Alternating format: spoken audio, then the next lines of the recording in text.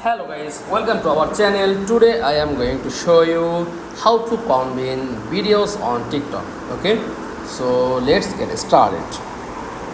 Then first of all click on TikTok app, tap on plus icon and choose on videos, tap on any videos, sorry,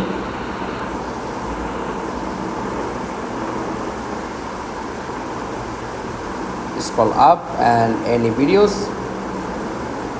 Okay, then next click on this option,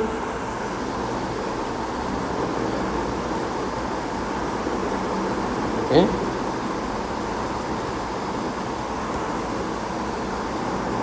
just select and select, delete and customize. That's all. Thanks for watching. Please like, comments and subscribe. Thank you.